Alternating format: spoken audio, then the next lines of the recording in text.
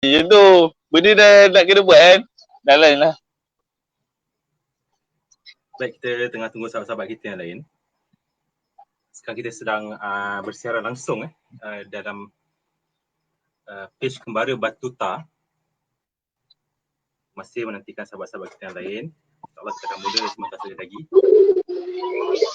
Macam mana Umar, okey? Okey. Alhamdulillah. Sekarang kat mana? Dekat sekarang berada di Mahat Tafiz Al-Fatih. Tafiz Al-Fatih. Kita dah akhir right soon. Kita dah start kita punya live.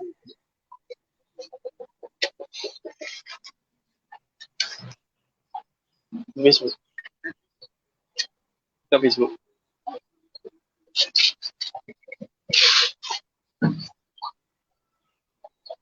Aku dua nak. Baik, insyaAllah. Kembali batu.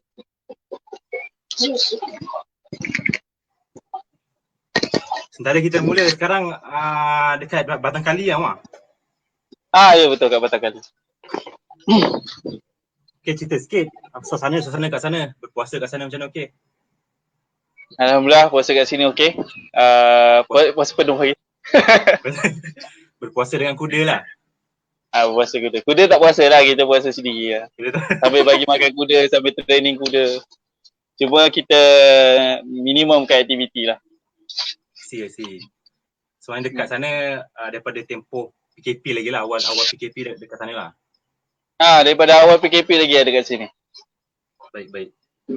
InsyaAllah. Okey, pada sahabat-sahabat kita yang sedang menonton, kita belum lagi mula kita tengah menantikan sahabat-sahabat kita yang lain.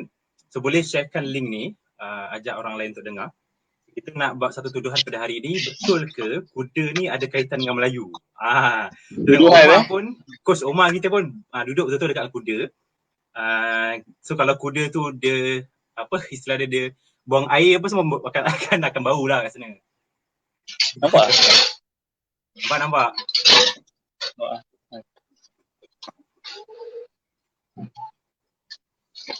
Dah ada orang komen ya, hai Omar. Tok Guru sedang menonton. Firdaus Hamdan. Assalamualaikum Firdaus. Okey.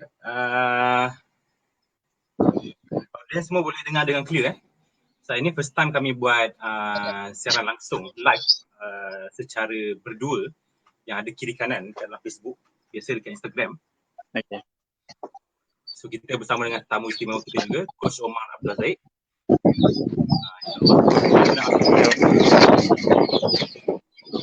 Ya? Kuda tu nak masuk juga dalam skrin. Boleh. Kuda ni boleh masuk. Kuda boleh masuk insyaAllah. Okay, kita tunggu sahabat-sahabat kita yang lain. Nak tengok anak murid live. Nampak ada buang. Live. Okay. Hari ni saya tak ada tanjak Tak apa. Kuda Tengah sibuk kuda. Nak pakai helmet macam tak proper sangat. Pakai apa helmet? Helmet kuda.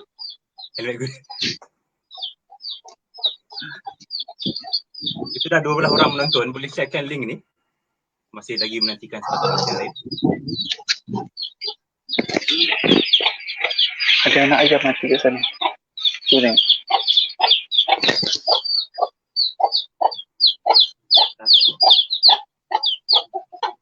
Berapa ramai? Sekarang dah 14 orang. 14 orang. So kita nak tunggu berapa puluh orang? Ya? Nak tunggu berapa ramai? Sikit lagi, dalam 3 minit lagi kita mula. So kita alhamdulillah dapat suasana yang natural. Dengar bunyi macam-macam, bunyi binatang, bunyi haiwan. Mungkin kita ada kesempatan kita boleh dengar lah bunyi kuda macam mana. Bunyi ayam, tadi saya dengar ada bunyi ayam, bunyi burung dan sebagainya lah. So suasana natural ni buat kita rasa teringat pada alam. So bila teringat pada alam ni, mudah-mudahan dengan Ramadan ni kita ingat pada Allah lah, insyaAllah. Subhanallah, tenang rasa.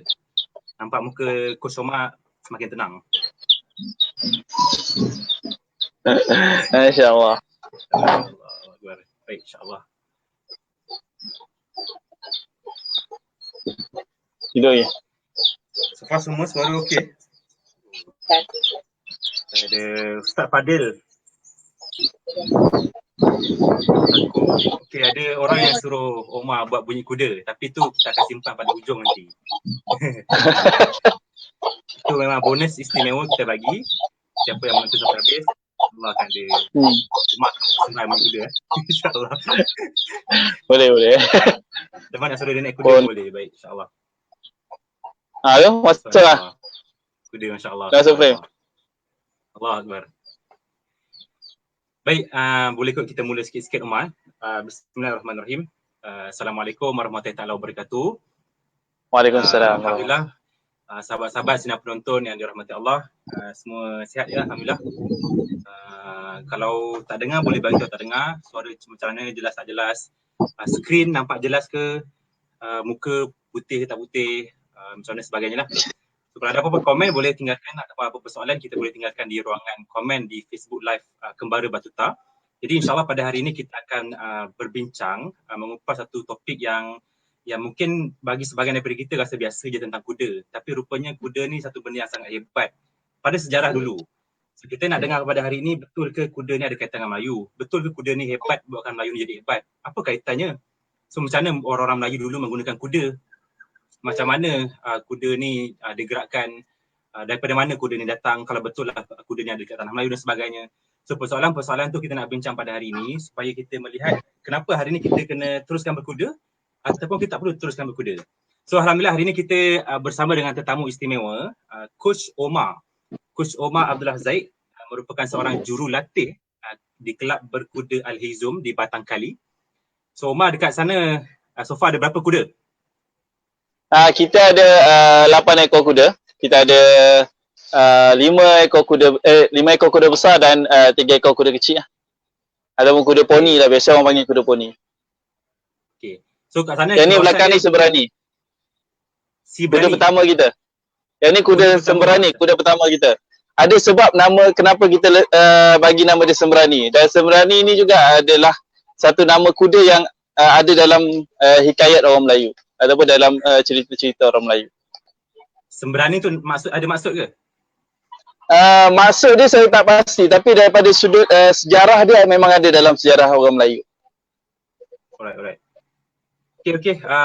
So bagi sahabat-sahabat sinar penonton yang baru saja bersama kita, insyaAllah pada hari ini kita akan mengupas satu tajuk, betul ke kuda ni ada kaitan dengan Melayu? Dan insyaAllah siri ini adalah siri bersiri bersama dengan Kembara Batuta. Kita ada 3 siri pada bulan Ramadan. So kita akan bincangkan pada hari ini tentang kuda, siri seterusnya tentang tanjak dan siri seterusnya tentang silat. Mengapa kita perlu bersilat bagi orang Melayu? Kita mulakan pada hari ini tentang kuda. Soalan kita bersama dengan orang kuda dan berada di stable kuda. So kita nak tanya pada Coach Omar, betul ke satu tuduhan awal kita bersembah hari ini. So betul ke kuda ni datang daripada tanah Melayu? Okey. Silakan. Okey, baik. Untuk menjawab tuduhan tu. Ataupun lagi dahsyat, tuduhan ni betul ke kuda ni Melayu punya? Kuda ni siapa punya? Soalan dia. Okey, baik. Bila kita berbincang tentang soalan adakah kuda ni berasal dari tanah Melayu ataupun adakah kuda ni Melayu punya, kita kena fikir daripada sudut-sudut sejarah dan juga sudut tanah kawasan tanah ataupun geografi tanah Melayu itu sendiri.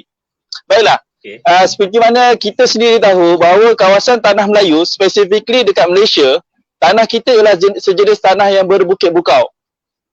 Bermaksud kita ada kawasan lapang yang sangat-sangat sikit ataupun kawasan lapang yang tidak jauh lah, tidak sampai beribu-ribu kilometer untuk satu kawasan lapang. Jadi menjawab tuduhan tadi, secara simple dia ialah kuda bukan berasal daripada tanah Melayu. Dan kebanyakan kuda ialah kuda-kuda yang dibawa masuk oleh orang luar melalui perdagangan dan juga melalui penjajahan dan juga macam-macam cara lah dia dibawa oleh orang luar ke dalam tanah Melayu itu sendiri. Okey, alright. Saya tertarik tadi Coach Omar sebut kuda ni bukan asal daripada tanah Melayu. Jadi sebenarnya bila mula kuda ni bawa masuk ke tanah Melayu? Bila orang Melayu ni mainkan peranan dengan kuda? Okey. Baik, kita sebelum saya cakap tentang sejarah kuda dengan orang Melayu, saya suka untuk menggambarkan bahawa macam mana orang Melayu tu dia, kuda itu main peranan dengan orang Melayu ialah dalam konteks pengangkutan dan juga dalam konteks bahan perdagangan, barang perdagangan. Secara sejarah dia, daripada dulu orang Melayu menggunakan gajah dan juga menggunakan kerbau sebagai haiwan tunggangan dan juga haiwan-haiwan untuk bertani. Tapi apabila sampai satu masa kuda dimasukkan dalam tanah Melayu, orang Melayu melihat bahawa ini satu opportunity yang lagi satu peluang lah yang sangat besar. Kerana apa? Sebab kuda mempunyai sifat yang lebih laju daripada gajah dan lebih tangkas daripada kerbau.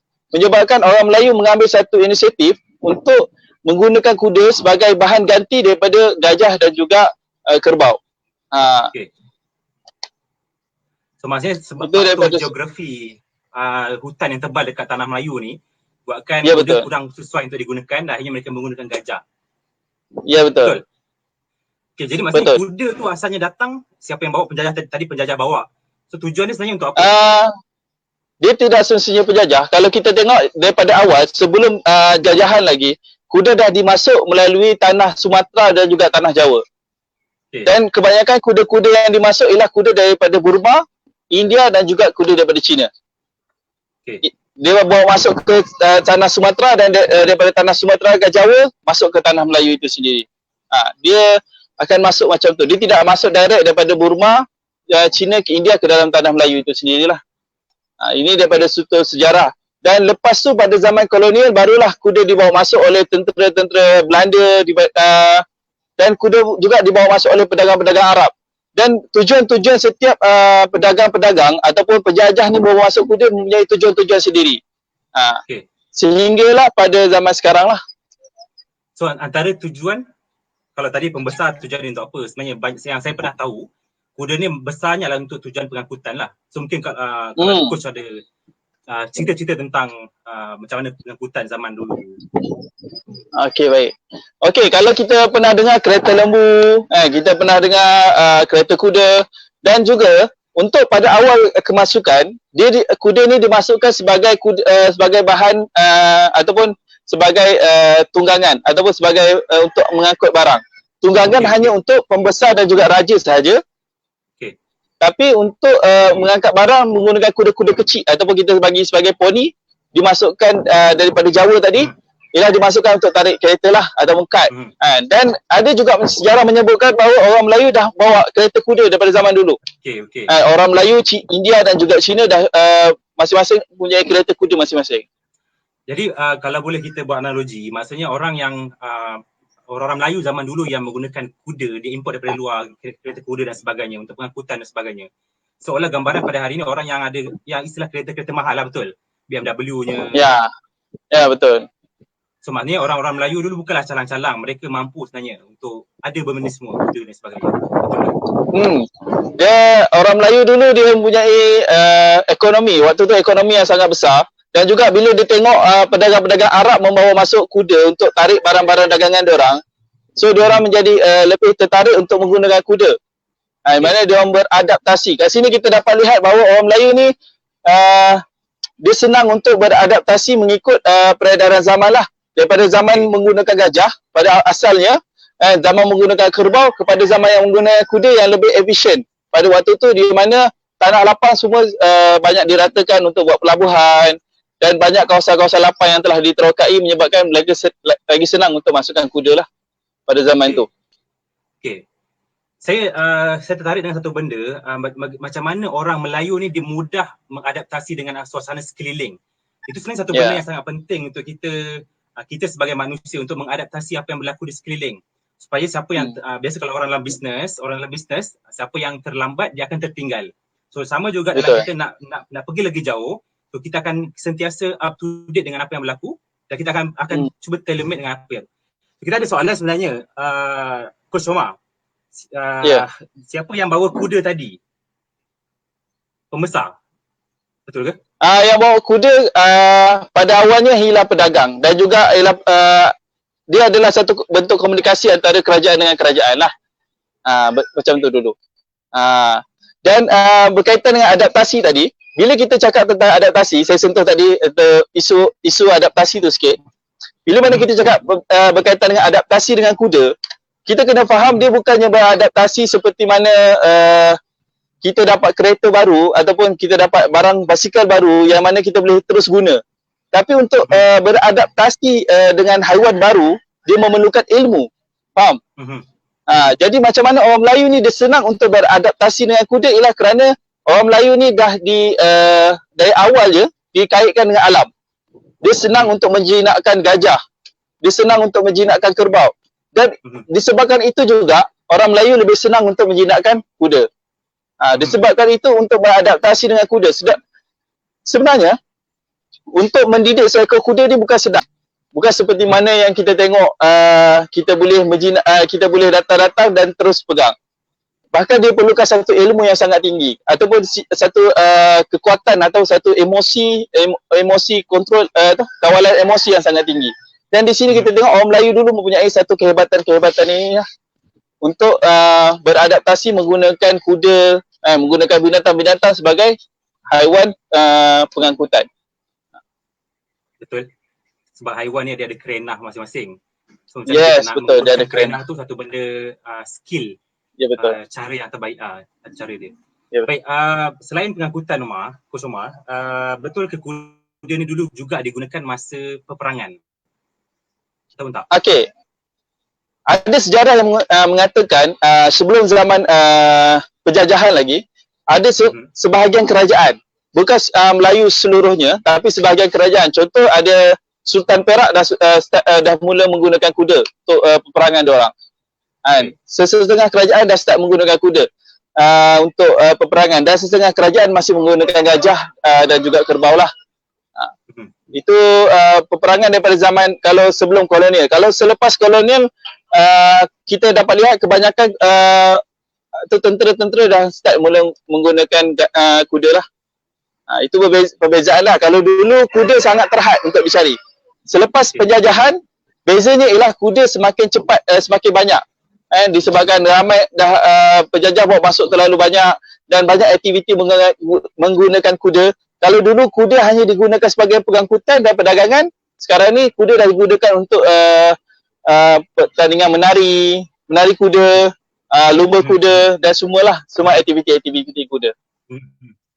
Saya tertarik tadi Coach ada sebut tentang menari kuda. Saya nak relate sikit tentang asal kita bincang tentang sejarah Melayu. So sebab kita dalam kuda ni, betul sebab kita dalam kuda kita ada satu budaya kuda kepang.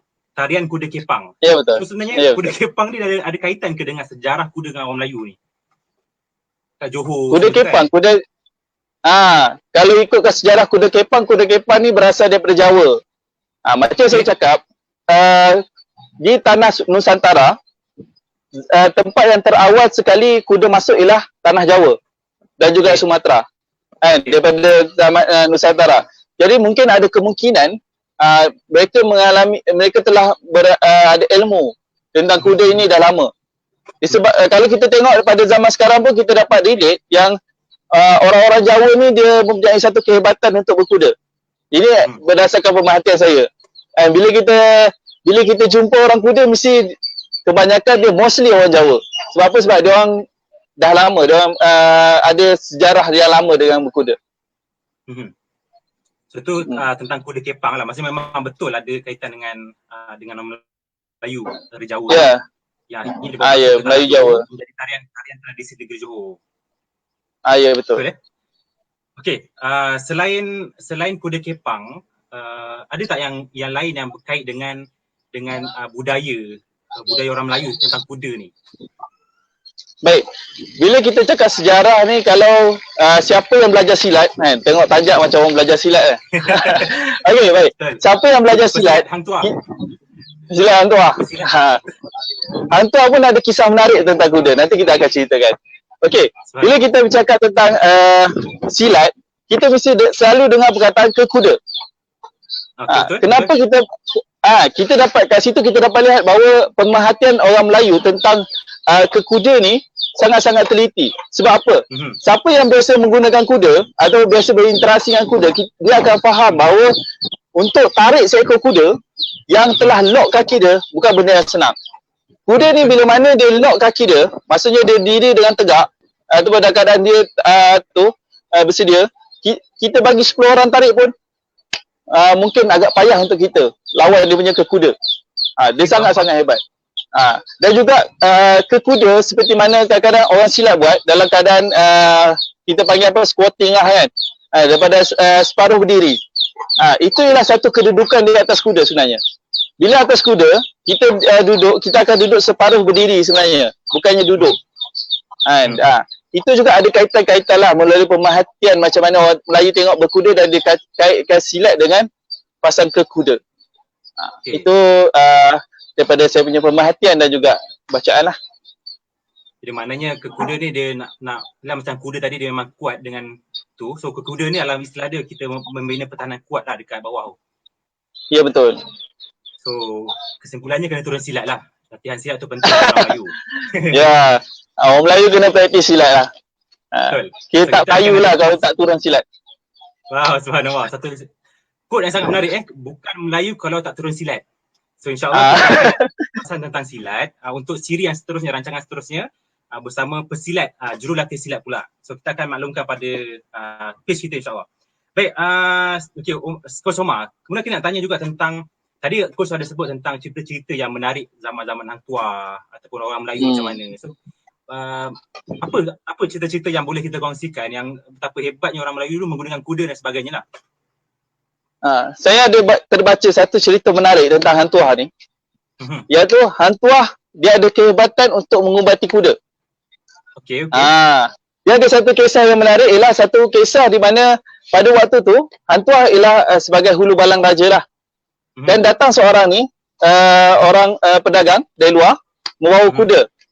Dan dia mengadu ke Hang Tuah yang mengatakan bahawa kuda dia kuda, kalau kita panggil kuda gila lah. Kuda dia suka nampak air je dia terus nak berkubang. Ini masalah kuda dia. Nampak air je dia terus berkubang. Jadi apa Hang Tuah pun tanya, selidik. Dia selidik, dia mengkaji kenapa kuda ni bila nampak air dia terus berkubang. Jadi bila Hang Tuah kaji bahawa, dan Hang Tuah dapat tahu bahawa sebenarnya kuda ni dulu waktu lahir mak dia mati. Mak kuda tu mati. So apa jadi ialah kuda ni dijaga oleh kerbau. So bila kuda dijaga oleh kerbau, dia mengikut kerbau punya cara lah. Nampak air berkubang, kan? Jadi Hang Tuah cakap apa? Okey, dia bila dia tahu benda tu, dia ambil kuda tu dalam masa 7 hari, dia cuba untuk mengubah sikap kuda tu menjadi seperti kuda. Dan result dia ialah, dan penyelesaian dia dapat tengok kuda tu menjadi seperti biasa. Okey, apa yang saya nak cakap kat sini? Terlalu banyak, kalau siapa yang biasa berkuda ataupun biasa mengajar kuda, kita dapat tengok banyak pengajaran-pengajaran yang hebat kat sini. Pertama sekali kita dapat tahu bahawa orang Melayu, kan, secara khusus yang Hang Tuah ialah seorang yang hebat untuk mengubati kuda ataupun mengubati perangai kuda. Mengubati perangai kuda bukanlah perkara yang senang. Dia seolah-olah kita nak mengajar, kan, orang kanak-kanak, mengajar kanak-kanak untuk buat satu perkara, kan, tapi kanak-kanak tu beratnya satu time dah boleh tendang kita. Kalau kita mungkin kanak-kanak kita tengok dia, kita ajar dia tak dengar, kita boleh cubit, betul?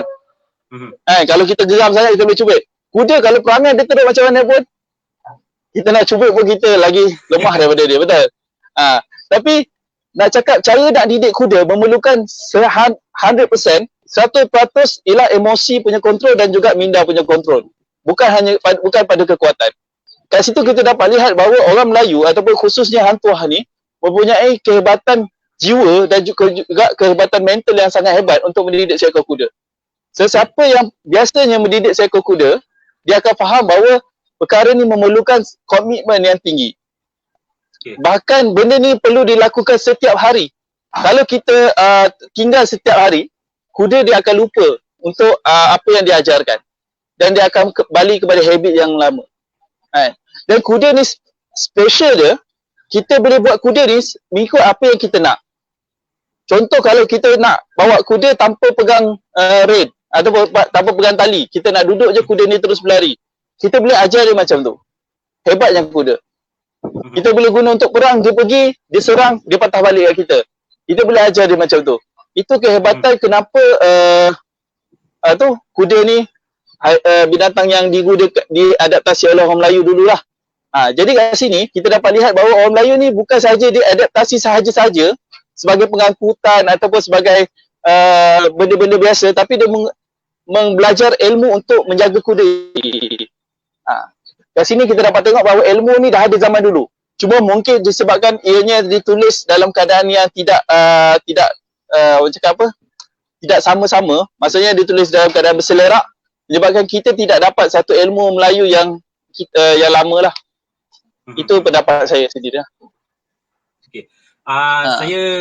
Saya nampak satu benda yang menarik tentang kisah cerita Hang Tuah tadi. Pertama, macam mana kuda tadi yang dijaga, dipelihara oleh, istilah dia oleh mak dia yang kerbau tadi, akhirnya membentuk karakter kuda tadi macam kerbau. Betul ya? Betul. So sama betul. juga macam ni, suatu Nabi pernah sebut kullu maulud yuladu alal fitrah. Setiap bayi yang lahir ni lahir dalam keadaan fitrah. Mak ayah dia yang akan tentukan anak jadi Yahudi ke Nasrani ataupun sebagainya. So betul. betapa pentingnya peranan seorang ibu, seorang ayah dalam mendidik, membesarkan seorang anak. So itu satu benda yang kita belajar daripada kisah tadi. Yang kedua adalah bagaimana Hang Tuah tadi, orang Melayu tadi, dia ambil kuda tadi dan dia membetulkan semula karakter kuda tu. Tujuan adalah seorang Melayu ni bukan hanya semata-mata tadilah, bukan hanya semata-mata nak menjaga kuda, bukan hanya semata-mata nak mengadaptasi dengan kuda, tapi sebenarnya tujuan adalah untuk dapatkan kemahiran dan melatih karakter, membentuk karakter orang Melayu sebenarnya. Itu tujuannya. Kalau kita boleh relate Coach Omar, kalau dulu masa zaman Nabi dia menternak apa? Dia membela kambing. So kambing pun antara benda yang sangat renyah, sangat banyak kerena, karakter dan sebagainya. Betul. So sebab itu bila kita ni berinteraksi dengan haiwan, kalau orang Melayu ni berinteraksi dengan kuda, so ada sebab alam. Untuk membentuk karakter. Yes, dengan alam. Membentuk karakter yang strong karakter. So sebab tu bila hari ni kita dah tak ada dah jiwa-jiwa kita dengan kuda ke dengan alam, dah tak ada, dah makin jauh. Kalau dulu mungkin ada ayam, atuk nenek kita bela ayam kat kampung, bela itik lah apa sebagainya. So bila masuk bandar, makin zaman makin teknologi, makin kita tak ada dengan alam. So akhirnya karakter kita makin lama makin lenyap, makin lemah, makin lenyap. So akhirnya kita biasa, kita tak strong karakter. So kita sebenarnya nak menceritakan sejarah kuda ni, nak mengembalikan semula kehebatan karakter orang Melayu yang macam mana emosi dia, macam mana ketangkasan dia macam kuda, macam dia menguruskan pelbagai isu. Itu yang kita nak faham daripada sejarah tentang kuda ni lah. Betul. Okay. Mungkin Coach Omar, sebab kita dah 10.50 lebih, sekejap je, nanti kita akan bacakan soalan-soalan yang ada dekat komen. Tapi sebelum kita baca soalan, mungkin ada sikit-sikit pengalaman Coach Omar menguruskan kuda, macam mana dia membentuk karakter karakter orang yang kuda dan sebagainya lah. Dan orang sekarang boleh dan kenapa orang sekarang kena teruskan berkuda macam orang dulu? Terima kasih soalan tadi. Dan soalan yang sangat menarik sebab saya memang start memulakan dengan sesi latihan ni pada tahun 2017, mana saya belajar macam mana untuk memahami kuda dan juga untuk memahami macam mana nak membentuk karakter seseorang melalui sukan berkuda. Pertama sekali kita lihat kuda ni sebagai haiwan yang mana dia ialah haiwan yang mangsa tau. Dia sentiasa takut, ataupun kita panggil sebagai haiwan ni ialah kuda ialah sebagai followers. Kalau dalam buku ditulis the horse is the best followers. Maksudnya kuda ialah pengikut yang baik.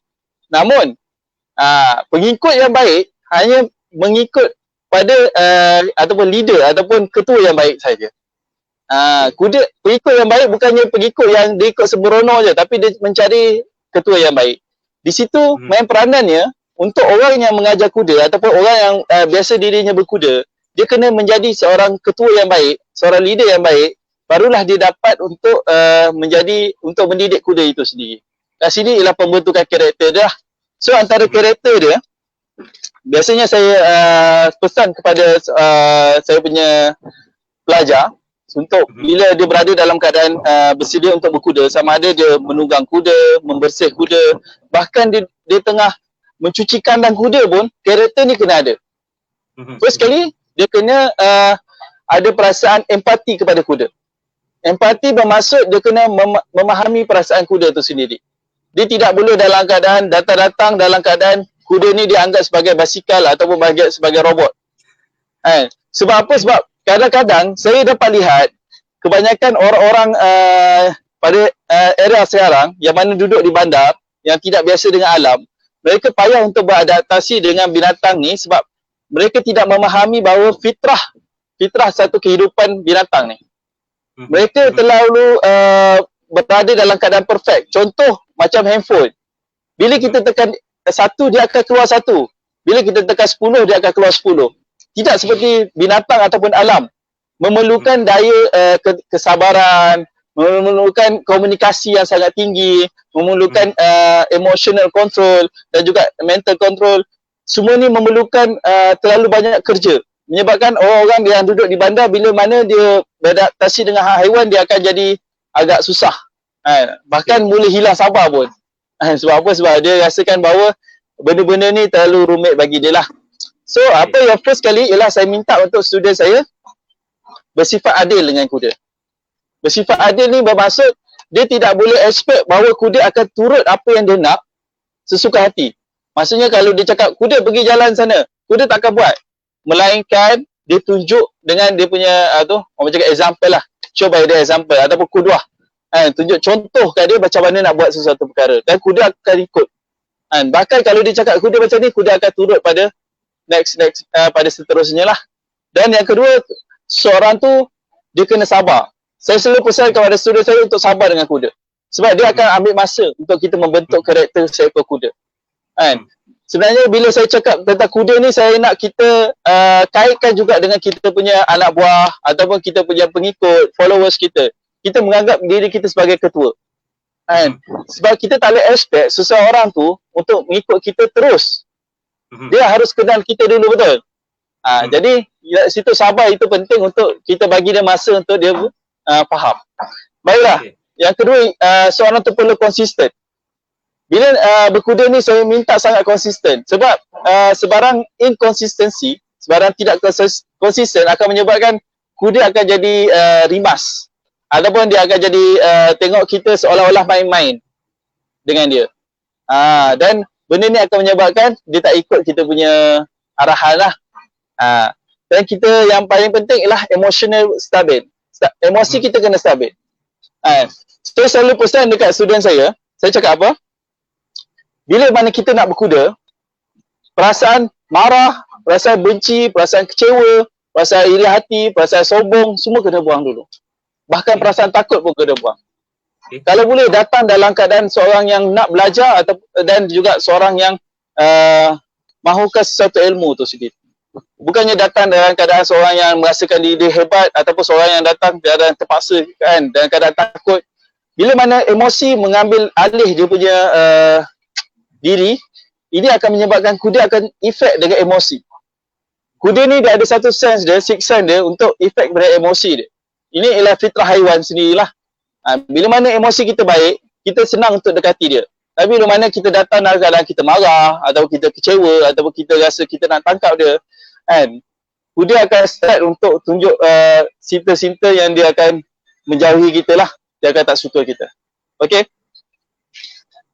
Baik, kuda ni dia akan mencerminkan individu tu sendiri.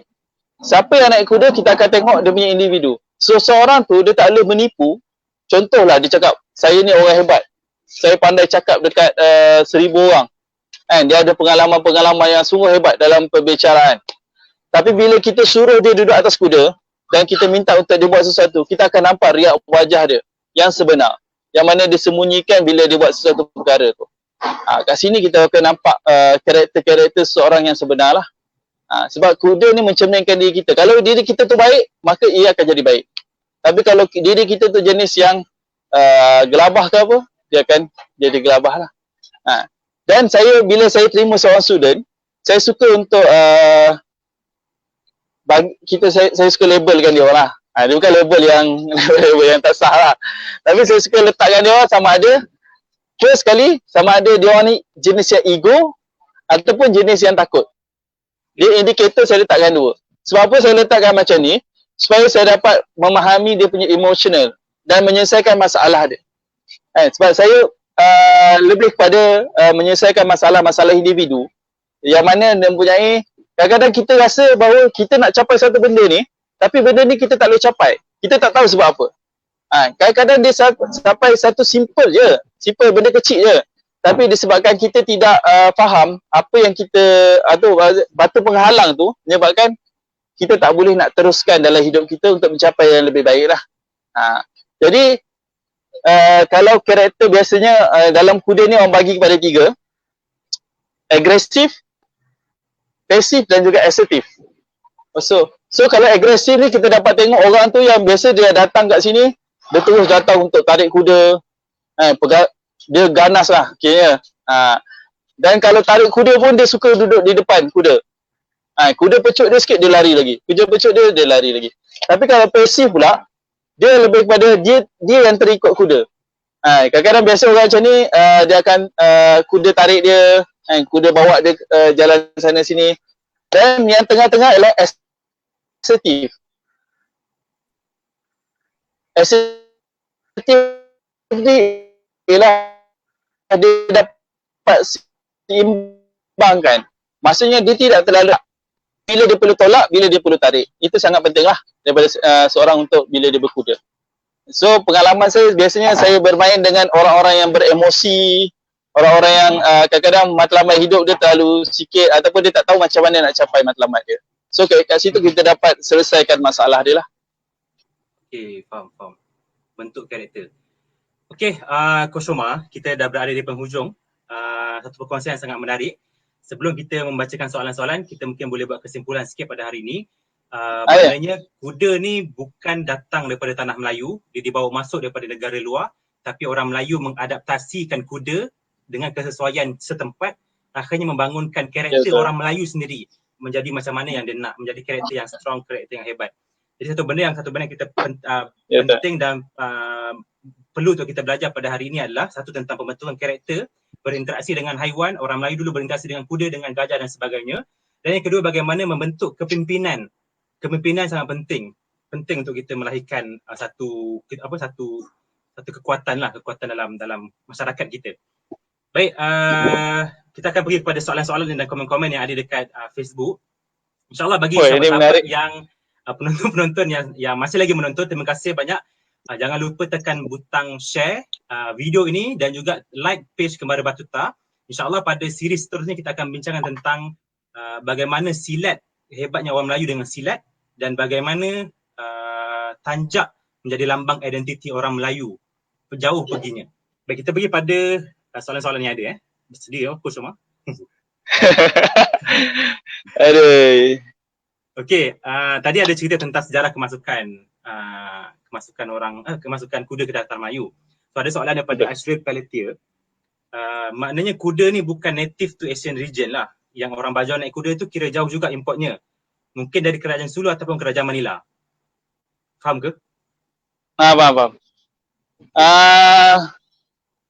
Saya besok kajian saya banyak buat kajian untuk tanah Melayu saja.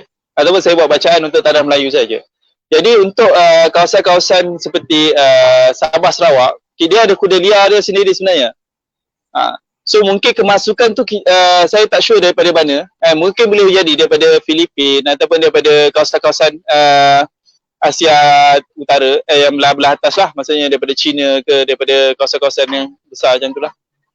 Tapi kawasan-kawasan Tenggara ni kebanyakannya kuda tidak bukan native dari sini lah. Dia tak lahirkan daripada sini.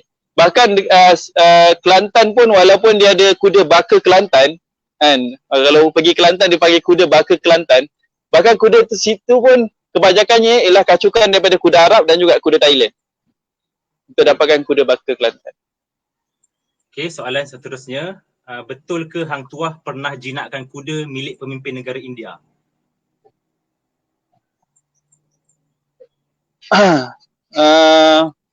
Mungkin tidak sampai bacaan saya. Tapi mungkin ada sebab kisah Hang Tuah dengan kuda ni terlalu banyak. Kalau kita nak ambil, kita kena buat satu siri yang baru untuk kisah dia macam mana Hang Tuah menyelamatkan kuda Sultan Mansur Shah di dalam perigi, kan? Macam mana zaman-zaman dulu dia menunjukkan kehebatan dia melalui siapa paling hebat. Zaman-zaman dulu dia perlu ada satu siri yang baru untuk menceritakan tentang kisah-kisah orang Melayu dulu dengan berkuda. Dan kisah-kisah ni sangat-sangat menarik. Dan bila saya ada baca juga. Cuma saya tidak ada, saya ambil part-part yang mana penting untuk tajuk hari ini saja. Dan saya baca memang banyak perkara-perkara yang sangat-sangat best yang mana orang Melayu betul-betul bukan sahaja mengambil adaptasi sebegitu, bahkan dia mengadaptasi dengan membawa ilmu dan atau mencipta ilmu-ilmu baru sekalipun. Itu kehebatan dia lah. Kemudian ada yang kata nak naik kuda. Kenapa coach nampak Boleh datang ke Mahataka Al-Fateh. Okey, so ni ada orang tanya boleh tolong share macam mana untuk orang awam boleh contact Coach Omar untuk mengikuti siri latihan berkuda atau ada page-page yang boleh di-follow. Okey, baik untuk follow.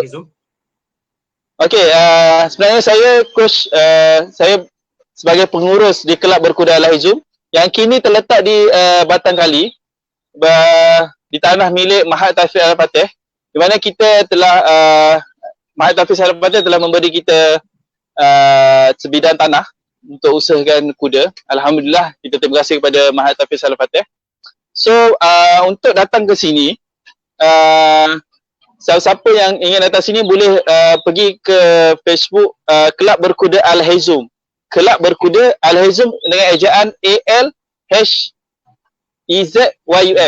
Al-Hizum. Ataupun ya, terima kasih. Atau boleh kontak nombor, boleh tulis nombor telefon boleh. Boleh. 018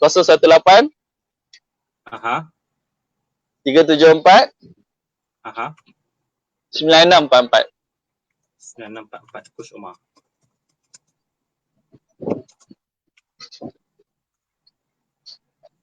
Okay, baik. Coach Omar, terima kasih banyak atas perkongsian hari ini. Sebenarnya siri rancangan yang Kembara Batuta bawakan sepanjang bulan Ramadan ada 3 siri tentang sejarah, hebatnya sejarah. Kami bertujuan sangat berharap bahawa kita dapat mengambil kehebatan-kehebatan sejarah-sejarah orang Melayu terdahulu yang sebenarnya kita adalah satu bangsa yang sangat hebat, tapi hari ini kita ditenggelamkan dengan kehebatan kita dan akhirnya kita tak merasakan bangga dengan bangsa kita. Sebab tu kita bawakan tentang kuda, bagaimana orang Melayu berinteraksi dengan kuda, bagaimana orang Melayu dulu menghasilkan tanjak dan menjadi lambang identiti. Hari ini saya pakai tanjak. Kalau hari ini kita pakai tanjak keluar dekat khalayak ramai, dekat orang awam public area, kita akan rasa malu, rasa awkward. Kenapa? Sedangkan tanjak ni ada sangat banyak dia punya level dia. Melambangkan orang siapa, bagaimana dan sebagainya. So kita akan bincangkan kupas bersama dengan seorang tokoh yang sangat hebat dalam bidang tanjak yang baru ni keluar dekat TV3 juga.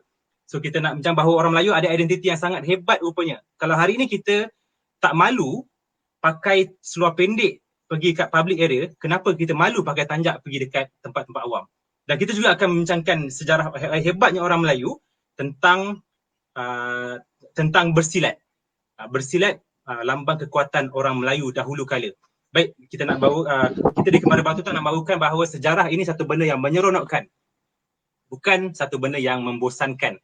Yang mungkin kita ada pengalaman-pengalaman pahit di zaman sekolah dan sebagainya.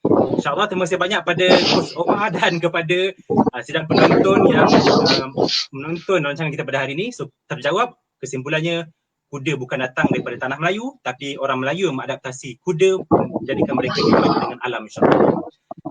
Alam, jumpa lagi pada siri yang akan datang. Tekan butang like dalam page kami dan kita juga akan ada package bertanjak di hari raya. Bertanjak di hari raya. Kita akan buat kempen bertanjak di hari raya. Sama-sama nantikan untuk kita dapatkan tanjak, insyaAllah. Sharekan kita punya link dan page kita, insyaAllah. Terima kasih banyak pada semua yang sudah menonton. Kalau nak dengar Coach Omar bunyikan kuda, kena datang tempat Mahat Tafiz Al-Fateh ataupun Kelab Berkuda Al-Hizum, insyaAllah. Boleh dengar dia bunyikan kuda, insyaAllah. Terima kasih banyak. Kita jumpa pada siri yang akan datang. Assalamualaikum warahmatullahi taala wabarakatuh. Waalaikumsalam.